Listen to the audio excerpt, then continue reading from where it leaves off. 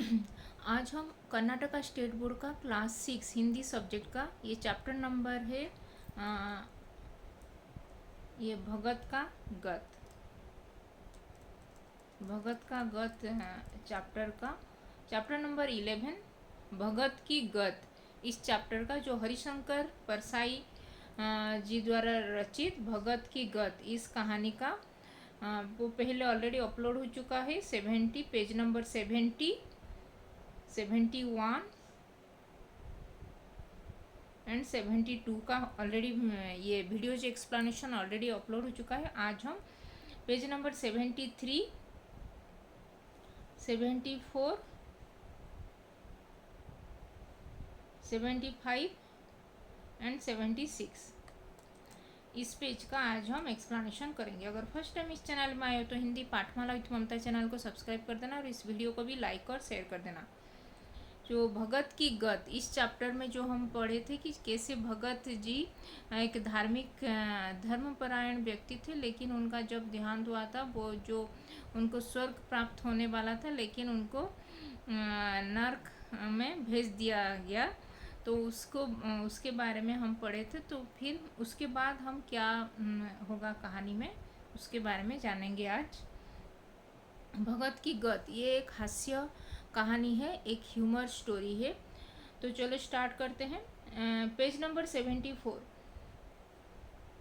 क्यों लगाते थे, मैं क्या बहरा हूँ? यह सब देवता मेरी हंसी उड़ाते हैं। यहाँ पे जो जो देवता देवगण सब यहाँ पे हैं, मेरी हंसी उड़ा रहे हैं। यहाँ पे मुझे नरकगामी सब लोग भेज दिए हैं, लेकिन मुझे स्वर्ग जाना था, लेकिन मुझे नरक में भेज दिया गया है, इसीलिए सब देवगण भी मुझ पर हंस रहे हैं बोल के यहाँ पे वो भगत जी कह रहे हैं। मेरी पत्नी तक मजाक करती है कि यह भगत तुम्हारे बहरा समझता है, तुम्हें बहरा समझता है। फिर मेरी पत्नी भी मेरी मजाक उड़ाती है कि ये भगत तुम सबको बहरा समझता है बोल के वो बोल रहे हैं। भगत जी जवाब नहीं दे सके। फिर वो भगत जी भी जवाब नहीं दे सके। जो वहाँ पे जो ये रजिस्ट्री एंट्री कर रहे थे, वहाँ पे वो बोले भगत जी से, भगवान को और गुस्सा आया। फिर भगवान जी को बहुत गुस्सा आया। वे कहने लगे, तुमने कई साल तक सारे मोहल्ले के लोगों को तंग किया। फिर वो बोले भगवान कि तुम बहुत सालों तक तुम्हारे जो मंदिर के पास जो ये मतलब जो उनके मोहल्ले, मतलब उनके जो स्ट्रीट में जितने सारे बिल्डिंग है, जहाँ पे वो उनके जो नेबर लोग रहते हैं, आसपास के पड़ोस में जो लोग रहते हैं, लोगों को बहुत ही तंग किया, यानी कि बहुत ही उनको ये उनसे अच्छे से व्यवहार नहीं किया, उनको बहुत ही तकलीफ पहुंचाई। तुम्हारे कोलाहल के मारे वे न काम कर सकते थे, न चैन से बैठ सकते थे, और न सो सकते थे, क्योंकि वो भगत जी जो ये कीर्तन कर रहे थे, वो रात दिन वो मंदिर में बैठ के बाकी लोगों के साथ, तो उसकी वजह से जो उनके जो मोहल्ले के लोग भी उनसे परेशान हो गए थे, और वो उसकी वजह से वो उनके मोहल्ले के लोग ना अपना काम कर पा रहे थे, इतना शोर शराबे में, कि ना भी चैन से बैठ सकते थे, ना कि वो चैन से सो भी नहीं सकते थे, क्योंकि इतना शोर शराबा हमेशा 24 आवर्स वो लोग भजन कीर्तन कर रहे थे। उनमें से आधे तो मुझसे घृणा करने लगे हैं। मुझे तो इतने वो आधे लोग तो मुझे घृणा भी करने लगे हैं बोल के वो कहने लगे। भगवान जी सोचते हैं, अगर भगवान न होता तो यह भगत इतना हल्ला न मचाता। फिर वो कुछ लोग यहाँ पे ऐसे बोल रहे थे कि भगवान अगर नहीं होता तो ये भगत जो इतना शोर शराबा भजन कीर्तन कर रहा है, तो ये भी नहीं करता, इसीलिए भगवान को वो लोग ज़्यादा दोषी लगा रहे थे, दोषारोपण कर रहे थे। तुमसे मुझे कितना बदनाम किया है, तुमने मुझे बहुत ही बदनाम किया है, भगत को बोले भगवान जी। भगत ने साहस बटोर कर कहा। फिर भगत जी ने वो थोड़ा सा साहस अपना दिखा के वो कहने लगे कि भगवान आपका नाम लोगों के कानों में जाता था, यह तो उनके लिए अच्छा ही था। तो आपका नाम जो मैं गा रहा था तो मैं उनके कान में जा रहा था, इसीलिए उनका तो अच्छा ही हो रहा था ना, बोल के वो उस रिप्लाई का आंसर दिए, जो क्वेश्चन का। उन्हें अनायास पुण्य मिल जाता था, तो उनको वो इनडायरेक्टली उनको पुण्य ही मिलता था, तो बोल के वो भगत जी भगवान को रिप्लाई दिए। भगवान को भगत की मूर्खता पर तरस आया, फिर भगवान जी भी वो भगत की मूर्ख बात कर रहा है बोल के वो उस पर तरस खाने लगे। बोले, पता नहीं यह परंपरा कैसे चली कि भक्त का मूर्ख होना जरूरी है। और किसने तुमसे कहा कि मैं चापलूसी पसंद करता हूँ, और कौन तुमसे बोला कि मैं चापलूसी, जो तुम मेरा चापलूसी हमेशा 24 घंटे वो मेरा भजन कीर्तन कर रहे, तो कौन कह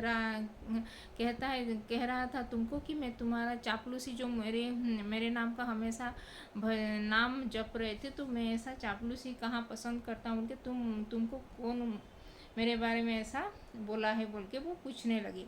तुम क्या यह समझते हो कि तुम मेरी स्तुति करोगे तो मैं किसी बेवकूफ़ अफसर की तरह खुश हो जाऊंगा? तुम अगर मेरी स्तुति करोगे, वंदना करोगे, मेरे पूजा पाठ करोगे, तो मैं कि जैसे बेवकूफ़ अफसर, जो ऑफिसर लोग होते हैं चापलूसी पसंद करते हैं, कि ऐसे ही मैं तुम पर खुश हो जाऊंगा। बोले, मैं इतना बेवकूफ़ ही नहीं कि भगत जी कि तुम जैसे मूर्ख मुझे चला ले। मैं भी इतना बेवकूफ़ नहीं कि तुम जैसे मूर्ख लोग मुझे चला पाए, बोल के। मैं चापलूसी से खुश नहीं होता, कर्म देखता हूँ, मैं कर्म को देखता हूँ, चापलूसी लोगों को नहीं देखता हूँ, बोल के वो कहने लगे। भगत जी ने कहा, भगवान, मैंने कभी कोई कुकर्म नहीं किया। फिर वो ये कुकर्म मैंने कभी नहीं किया, बोल के वो भगत जी अपने साइड से ये कहने लगे। भगवान हंसे, फिर भगवान हंसने लगे, फिर कहने लगे, भगत, तुमने आदमियों की हत्या की है, तुमने आदमी लोगों का हत्या किया है। उधर की अदालत से बच गए, पर यहाँ नहीं बच सकते। तुम आदमी लोगों का हत्या किए हो, मर्डर किए हो, तो यहाँ उधर की अदालत में तो बच गए, लेकिन यहाँ पे इस अदालत में नहीं बच पाओगे, भगवान की अदालत में। वो कहने लगे। भगत जी का धीरज अब छूट गया, फिर वे भगवान की नियत के बारे में शंकालु हो उठे। फिर भगवान की नियत के बारे में भी वो शंका करने लगे, सोचने लगे कि यह भगवान होकर झूठ बोलता है। फिर ये वो सोचने लगे कि ये भगवान होकर भी झूठ बोल रहा है मुझसे, बोल के वो सोचने लगता है भगत जी। जरा तेज में कहा, आपका झूठ बोलना शोभा नहीं। फिर वो थोड़ा भगत जी बोलने लगे कि आपका ये झूठ जो बोल रहे हैं ये आपको शोभा नहीं दे रहा है, बोल के वो कहने लगे। मैंने किसी आदमी की जान नहीं ली। फिर वो भगत जी बोले कि मैं किसी आदमी का जान नहीं लिया, किसी को नहीं मारा है। अभी तक मैं सहता गया, पर इस झूठे आरोप का मैं सहन नहीं कर सकता। अभी तक मैं चुप रहा, लेकिन अभी मैं आप जो मुझ पर जो मिथ्या आरोप कर रहे हैं कि मैं किसी को, बहुत सारे लोगों को मारा हूँ, तो इसी बात पे मैं और सहन नहीं कर सकता, बोल के मुझे बोलना ही पड़ेगा, बोल के वो कहने लगता है। आप सिद्ध कीजिए कि मैंने हत्या की। फिर आप सिद्ध मतलब प्रूफ दिखाइए कि मैंने वो हत्या किया है, बोल के। भगवान ने कहा, मैं फिर कहता हूँ कि तुम हत्यारे हो। अभी प्रमाण देता हूँ, अभी मैं प्रूफ दे रहा हूँ, बोल के वो कहने लगते हैं। भगवान ने एक अधेड़ उम्र की आदमी को बुलाया, फिर हाफ एज का एक आदमी को बुलाते हैं। भगत से पूछा, इसे पहचानते हो? फिर भगत से पूछते हैं कि इसको पहचानते हो क्या, जानते हो क्या, बोल के। हाँ, यह मेरे मोहल्ले का रमानाथ मास्टर है। फिर वो बोलने लगता है भगवान, ये भगत जी की ये तो मेरे मोहल्ले, जो मैं जहाँ पे रहता हूँ वहाँ पे इसी मोहल्ले का रमानाथ मास्टर है, बोल के। पिछले साल बीमारी से मरा था, पिछले साल ही वो बीमार हुआ था, उसके वजह से वो मर गया था। भगत ने विश्वास से कहा। भगवान बोले, बीमारी से नहीं, तुम्हारे भजन से मरा है। फिर वो भगवान बोले कि तुम भजन से, ये बीमारी से नहीं मरा, वो तुम्हारे ये भजन कीर्तन जो कर रहे थे उससे मरा है। तुम्हारे लाउड स्पीकर से मरा है, तुम्हारे जो लाउड स्पीकर चला रहे थे उससे मरा है। रमाना, तुम्हारी मृत्यु क्यों हुई? बोल के वो पूछने लगते। रमानाथ ने कहा प्रभु मैं बीमार था। फिर वो बोलता है रमानाथ जी मैं बीमार था प्रभु। डॉक्टरों ने कहा कि तुम्हें पूरी तरह नींद और आराम मिलना चाहिए। वो डॉक्टर लोग बोले कि तुम्हें पूरी तरह की नींद और आराम, तुमको रेस्ट करना चाहिए, पूरा फुल ये नींद डीप स्लीप तुमको चाहिए बोल के। पर भगत जी की लाउड स्पीकर, जो भगत जी जो लाउड स्पीकर चला रहे थे वो भजन कीर्तन का, उसके अखंड कीर्तन जो चला रहे थे, इसके बारे से वो नहीं सो सका, जो ठीक से वो नहीं सो पाया और इसीलिए उसको आराम नहीं कर पाया और उसी वजह से वो उसका मृत्यु हुआ था। दूसरे दिन ही वह मेरी हालत बिगड़ गई और दूसरे दिन ही वो रमानाथ का हालत बिगड़ गया और उसी चौथे दिन उसका मृत्यु हो गया। भगत सुनकर घबरा उठे। फिर भगत जी ये सुनकर घबरा गई। तभी एक 20-21 साल का लड़का बुलाया गया। फिर वहाँ पे एक 20-21 ईयर्स का एज का एक लड़का वहाँ पे आता है, उसको बुलाते हैं भगवान। उससे पूछा सुरेंद्र तुम कैसे मरे। फिर उससे पूछे कि सुरेंद्र, उसका नाम था सुरेंद्र, तो तुम कैसे मरे बोल के वो पूछते हैं। मैंने आत्महत्या कर ली थी, उसने जवाब दिया। फिर वो बोला कि मैं आत्महत्या मतलब सुसाइड कर लिया था, इसलिए बोल के। आत्महत्या क्यों कर ली थी भगवान ने पूछा। फिर भगवान ने पूछी क्यों आत्महत्या किए थे बोल के। सुरेंद्र ने कहा मैं परीक्षा में फेल हो गया था। फिर वो सुरेंद्र बोलता है कि मैं परीक्षा जो एग्ज़ाम दिया था उसमें फेल हो गया था। परीक्षा में फेल हो क्यों हो गए थे, फिर क्यों हुए थे बोल के वो पूछते हैं। भगत जी की जो लाउड स्पीकर के कारण मैं पढ़ नहीं पा रहा था, जो जोर से लाउड स्पीकर चलाते थे, भजन कीर्तन अखंड कीर्तन जो करते थे 24 घंटे, तो इसीलिए मैं पढ़ नहीं पा रहा था और मेरा घर मंदिर के बहुत ही पास में ही था, इतना और ज़्यादा मुझे आवाज़ सुनाई दे रहा था बोल के वो कहता है सुरेंद्र। भगत जी की भगत जी की याद आता है, भगत जी को याद आता है कि इस लड़के ने उनसे प्रार्थना की थी कि कम से कम परीक्षा के दिनों में लाउड स्पीकर ना चलाए। फिर भगत जी को याद आया कि ये लड़का उनसे ये रिक्वेस्ट किया था कि उनको थोड़ा ये उनका जो एग्ज़ाम चल रहा है तो उस लड़के का, तो उस दिन तक वो लाउड स्पीकर बंद करने के लिए, नहीं चलाने के लिए वो रिक्वेस्ट किया था भगत जी को। भगवान ने कठोरता से कहा। फिर भगवान भी कठोरता से वो बोलते हैं भगत जी को, तुम्हारे पापों को देखते हुए मैं तुम्हें नरक में डाल देने का आदेश देता हूँ। फिर तुम्हारे जो इतने सारे पाप किए हैं, बहुत सारे लोग तुम्हारे वजह से मरे हैं, तो इसीलिए मैं, तुम जो जघन्य पाप किए हो इसीलिए मैं तुमको नरक में भेज रहा हूँ बोल के वो आदेश देते हैं। अपने जो गार्ड होता है वहाँ पे उसको बोलते हैं उसको लेके जाओ। भगत जी ने भागने की कोशिश की। फिर भगत जी वहाँ से भागने के लिए कोशिश किए, पर नरक के डरावने दूतों ने उन्हें पकड़ लिया। फिर जो नरक में जो डरावने दूत मतलब जो गार्ड सब होते हैं, जो गेट कीपर जो होते हैं, वो सब उस भगत जी को पकड़ लिए। अपने भगत जी जिन्हें हम परमात्मा धर्मात्मा समझते थे वो नरक भोग रहे हैं। फिर जो भगत जी को जो इतने सारे लोग भजन कीर्तन कर रहे थे, भगत जी और वो सब लोग, उनके मोहल्ले के सब लोग जो उनको धर्मात्मा धर्मपरायण व्यक्ति सब लोग जो मान रहे थे, इसीलिए अभी वो, लेकिन वो अभी नरक भोग कर रहे हैं, मतलब नरकगामी हुए हैं, नरक में रह रहे हैं, नरक भोग कर रहे हैं बोल के यहाँ पे कभी लिखे हैं लेखक।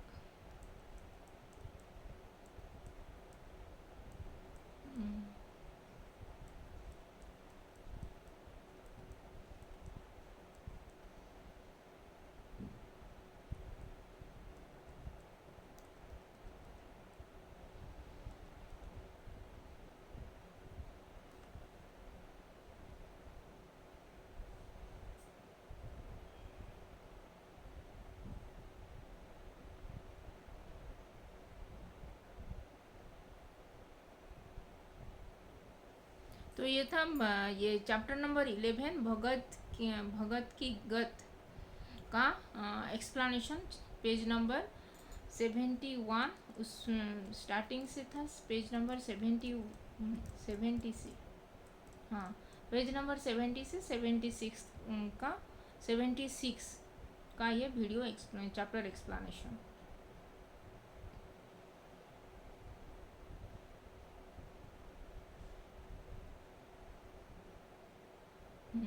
अभी जो हरिशंकर परसाई जो लेखक है हरिशंकर परसाई, उनके बारे में थोड़ा जानेंगे। हरिशंकर परसाई जी का जन्म 22 अगस्त 1924 को जमानी मध्य प्रदेश में हुआ था। जमानी जो मध्य प्रदेश में है। व्यंग को हिंदी साहित्य में प्रतिष्ठित कराने का उनका उल्लेखनीय योगदान रहा है। जो व्यंग साहित्य यानी कि जो ह्यूमर वाला स्टोरी वो लिखते थे, इसीलिए उनका बहुत बड़ा योगदान है हिंदी साहित्य में। उन्होंने भारतीय जीवन के अंतर विरोधी विसंगतियों, भ्रष्टाचार, पाखंड तथा शोषण को व्यंग विद्या के माध्यम से बड़ी कुशलता पूर्वक उद्घाटित किया है। उनके साहित्य सृजन का उद्देश्य ही विसंगतिहीन एवं शोषण रहित समाज की रचना करता है।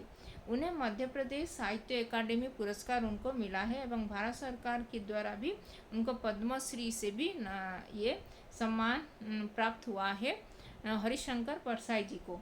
उनके प्रमुख कृतियाँ हैं भूत के पाँव पीछे, बेईमान की परत, सदाचार का ताबीज, विकलांग श्रद्धा का दौर, वैष्णव की फिसलन, व्यंग जो ये सब व्यंग साहित्य है ये सब, तट की खोज, रानी नागफनी की कहानी उपन्यास है ये सब।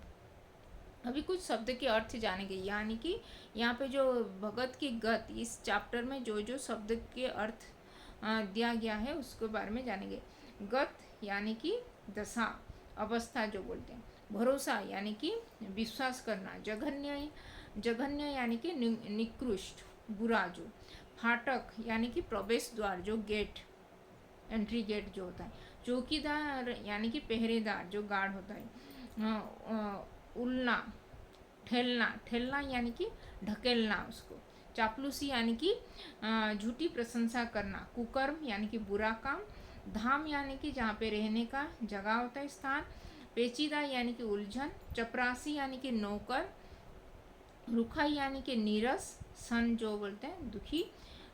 स्तब्ध रहना, सन यानी कि स्तब्ध।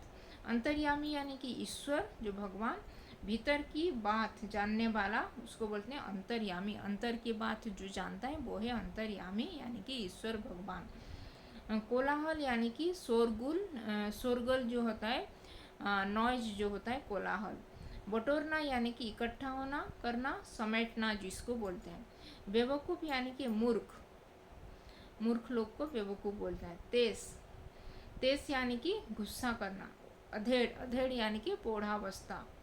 अधेड़ उम्र मतलब पौढ़ावस्था मतलब ओल्ड एज में।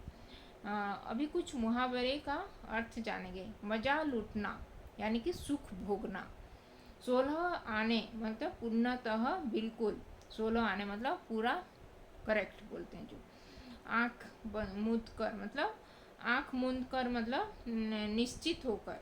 गुस्सा पी जाना यानी कि गुस्से आने पर भी चुप रहना, उसको बोलते हैं गुस्सा पी जाना, गुस्सा प्रकट न करना। अभी कुछ टिप्पणी यानी कि अरब 100 करोड़, 100 करोड़ को अरब कहते हैं। अरब अरबों में यानी कि 100 करोड़ को अरबों बोलते हैं। अजामिला यानी कि पुराण के अनुसार एक पापी ब्राह्मण जो मरते समय अपने पुत्र नारायण का नाम लेने से उद्धार हो गया था, उसको बोलते हैं अजामिला।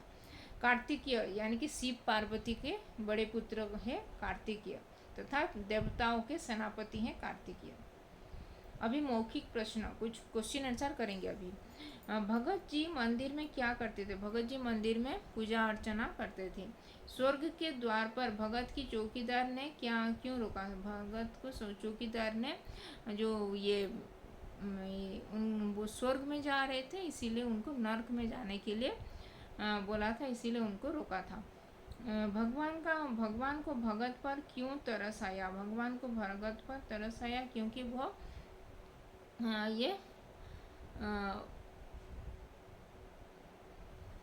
भगवान क्या देखता है? भगवान क्या देखता है? भगवान ये निश्चल प्रेम यानी कि प्रेम श्रद्धा देखते हैं, जो चापलूसी नहीं देखते हैं। सुरेंद्र परीक्षा में क्यों फेल हो गया? सुरेंद्र परीक्षा में पढ़ नहीं पा रहा था लाउड स्पीकर चलाने की वजह से, इसीलिए वो फेल हो गया। स्वर्ग के द्वार पर भगत को किसने रोका? स्वर्ग के द्वार पर भगत को जो द्वारपाल रोका। अधिकारी ने भगत को किन के सामने हाजिर किया? अधिकारी ने भगत को भगवान के सामने हाजिर किया। भगवान किस बात से बोर हो रहे थे? भगवान भगत की ये जो बोल रहे थे, मुझे ये जो तर्क वितर्क जो कर रहे थे, इसीलिए बोर हो रहे थे। भगवान के किस प्रश्न से भगत जी की को चोट लगी? झूठी चापलूसी से किनको खुश नहीं कर सकते?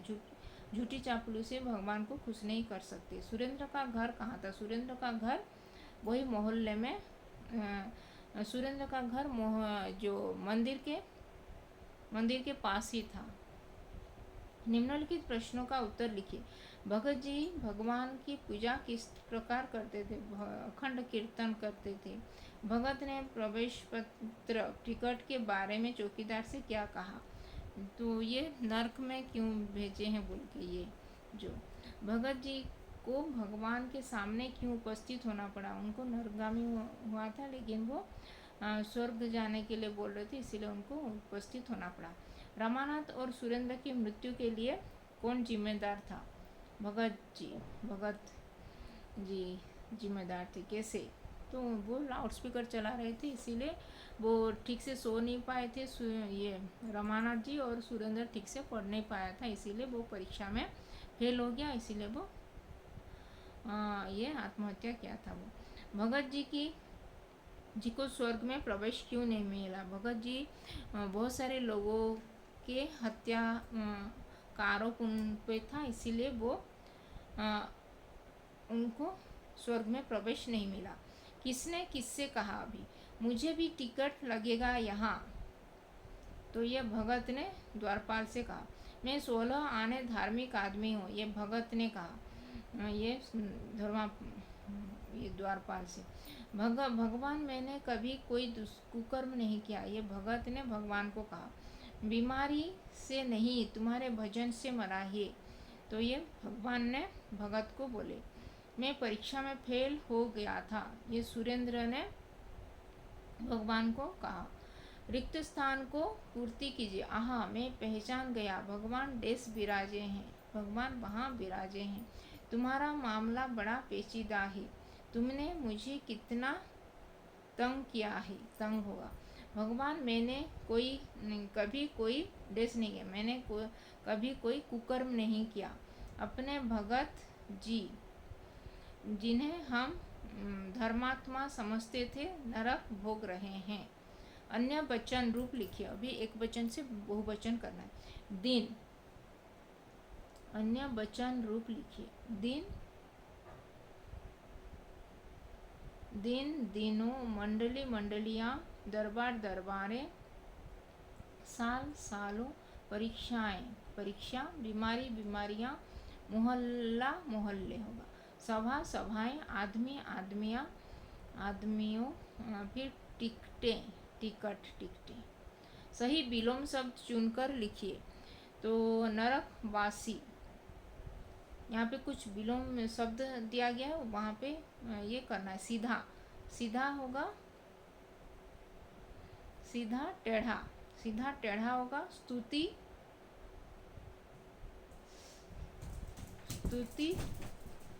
स्तुति है घृणा, प्रेम, फायदा, नुकसान। स्वर्गवासी, नरकवासी। मूर्खता होगा बुद्धिमानी, कुकर्म, सुकर्म, छिपा, खुला, झूठी होगा सच्ची,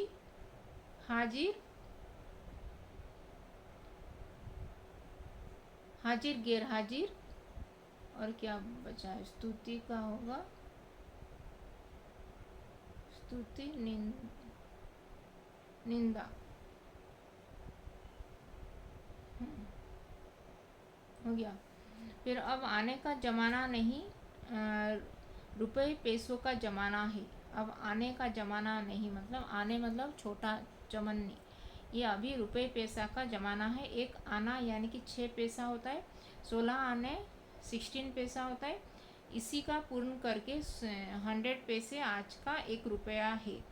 अब आप आज का हिसाब लिखिए। 4 आने यानी कि 4 16 पैसे, 4 आने यानी कि 4 पैसे, 8 आने यानी कि 8 पैसे, 12 आने यानी कि 12 पैसे, 16 आने यानी कि 16 पैसे। वाक्यांश के लिए एक शब्द लिखिए। जो सुन नहीं सकता वो बहरा कहते हैं उसको, जो देख नहीं सकता उसको अंधा कहते हैं, जो बोल नहीं सकता गूंगा कहते हैं मूक, जो एक आँख वाला हो, एक आँख वाला को काना बोलते हैं, काना। अभी योग्यता विस्तार, कोई एक हास्य कहानी पढ़िए और सुनाइए। तो ये था भगत की गत। तो आज हम कर्नाटका स्टेट बोर्ड का ये क्लास 6 हिंदी सब्जेक्ट का चैप्टर नंबर 11, चैप्टर का नाम है, ये चैप्टर का नाम था ये भगत की गत, जो हरिशंकर पराशर जी के द्वारा रचित भगत की गत, हरिशंकर परसाई जी के द्वारा रचित भगत की गत। इस चैप्टर का आज मैं एक्सप्लेनेशन और उसका ओरल क्वेश्चन आंसर आज हम डिस्कशन किए। तो इसमें अगर कुछ डाउट है तो कमेंट में लिख सकते हो, और अभी तक चैनल को सब्सक्राइब नहीं किया तो हिंदी पाठमाला विद ममता चैनल को सब्सक्राइब कर देना, और इस वीडियो को भी लाइक और शेयर कर देना। तो धन्यवाद, थैंक यू।